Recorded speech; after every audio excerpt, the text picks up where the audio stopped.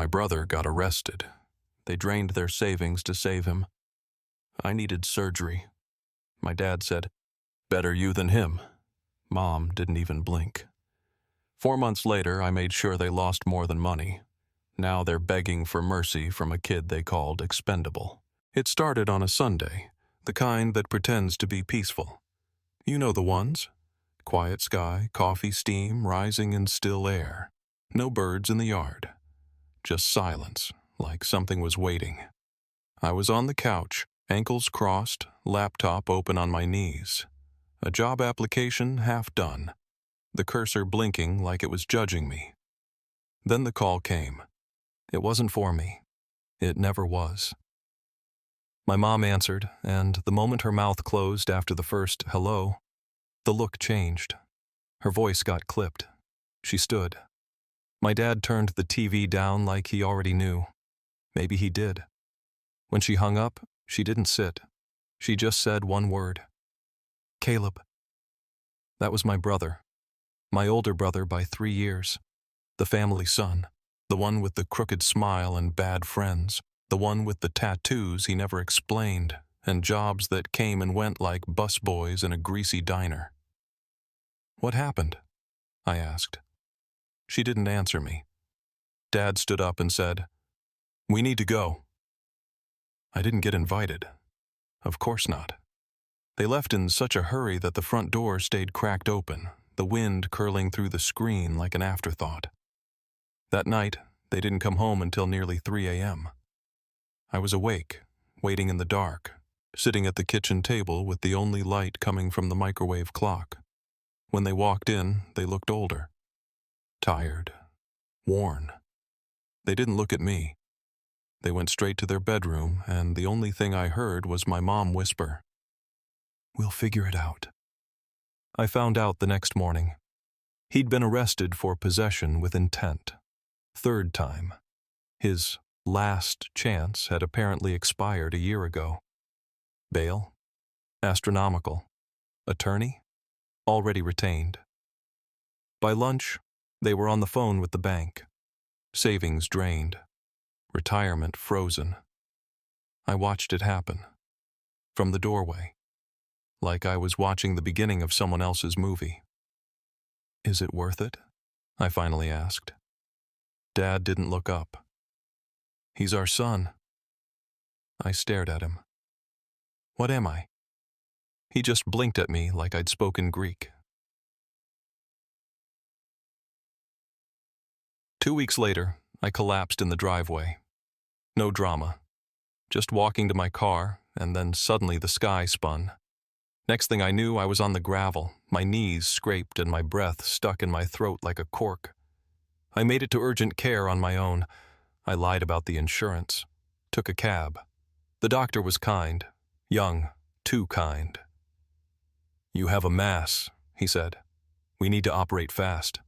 "How fast?" "Now would be good." I nodded. "How much?" He told me. It was a number that should have been followed by a laugh. I didn't laugh. I just stared at the floor. Then I called home. I sat on the edge of the bed in my old room, holding the phone. My fingers went numb from gripping it too hard. "Dad," I said when he answered. I told him everything. Start to finish. My voice didn't crack. I didn't beg. He waited 2 seconds after I finished. Then he said the words that calcified something inside me forever.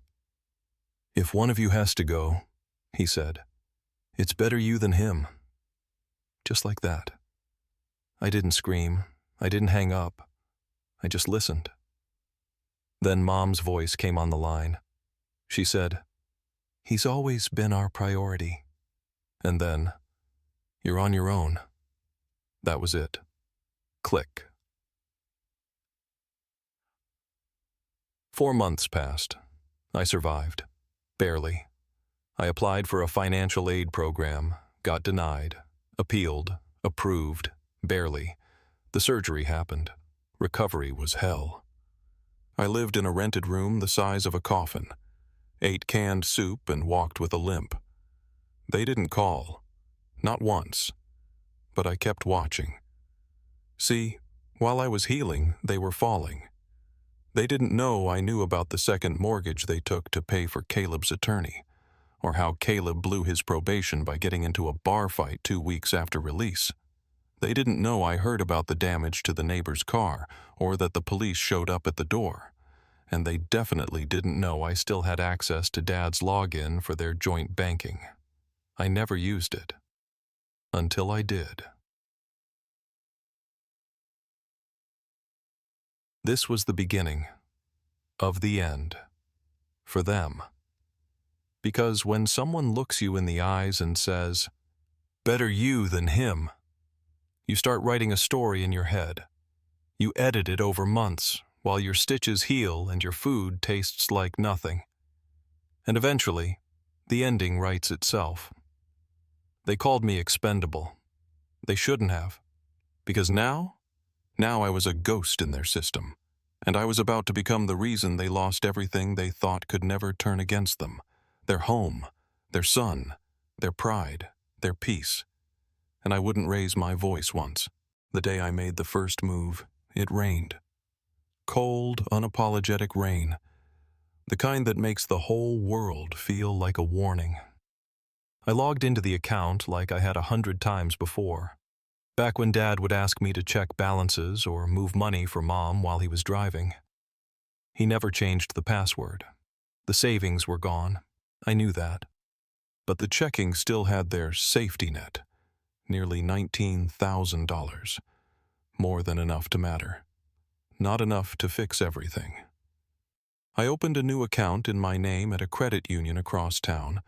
Quiet, local. No connections to them.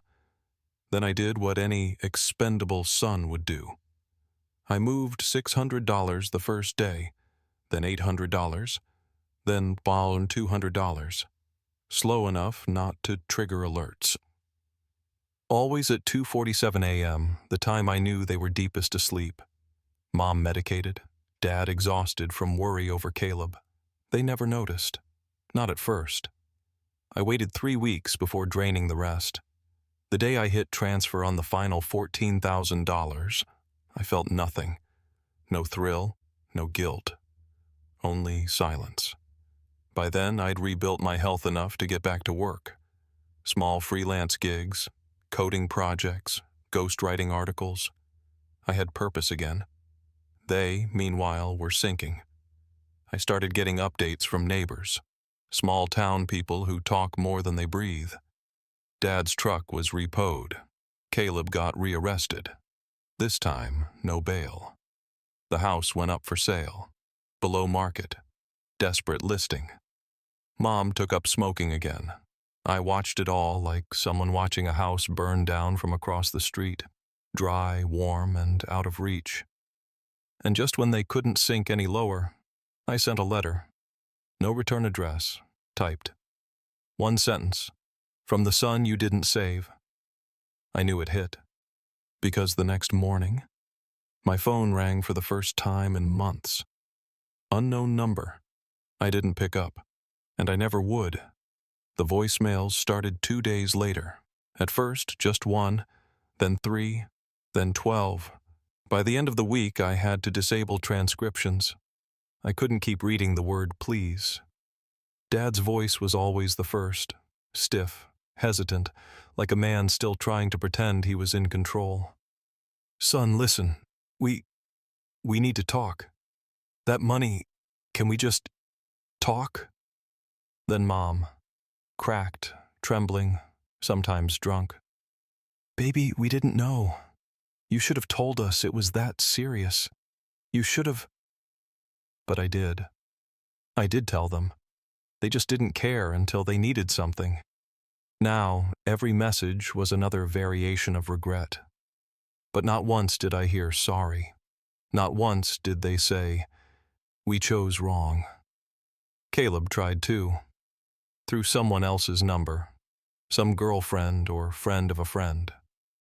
His message was short. Guess I'm back in. Thanks for that, bro.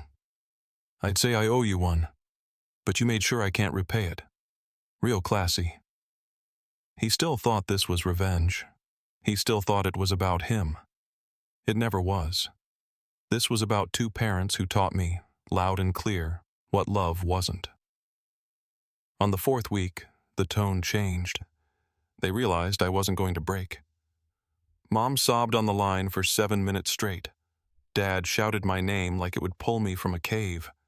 The last voicemail I listened to was just 3 words, whispered, "We need you." I deleted it, and I blocked the number. The house was the last thing they had. A modest 2-story on the edge of town, bought when rates were low and dreams were high. It wasn't much, but it was theirs. Until it wasn't. See, the lien came first. Quiet, technical, just a letter. Then the bank visits, the restructuring, the pleading. But when you mortgage your only asset to cover your golden child's bail, you better hope he stays out. He didn't. 3 weeks after Caleb's second arrest, the paperwork caught up.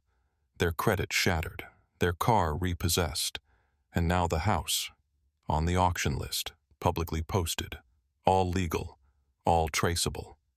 Because the man they called disposable grew up, learned systems, studied silence, and played the long game. I didn't gloat. I didn't need to. They showed up outside my new apartment once, just once. I didn't answer the buzzer, didn't even look through the peephole, but I heard them. Whispers, begging, regret curling around their words like smoke. They waited 30 minutes in the cold, then left. I watched them go from the window, no coat on her, no pride on him, and I felt nothing. It's been 3 months since the last knock. No voicemails now, just missed calls, just silence where their voices used to be. The same kind they gave me when I needed help breathing without pain. The same kind they gave when my name wasn't family, just the other one. Caleb's in prison again. This time it's real time, not county, not community service. Years. His girlfriend left. Their apartment cleared out. He wrote me a letter once. I didn't open it. Still sealed in a drawer I don't use. Mom and Dad moved into a 1-bedroom rental. I found the listing myself. Carpet stains. No pets, no washer. Paid with help from the church. Last time I passed by, she was planting fake flowers in the dirt. Dad didn't come out. I didn't stop the car. I just slowed. This morning, I got another call. Unknown number. I answered. It was Mom. "Just one conversation," she said. I said nothing. "Please." Still nothing. She cried, whispered something about Caleb, about pain, about needing someone. I ended the call, and this time, I blocked the number. Because when someone shows you who you are in their world, believe them the first time.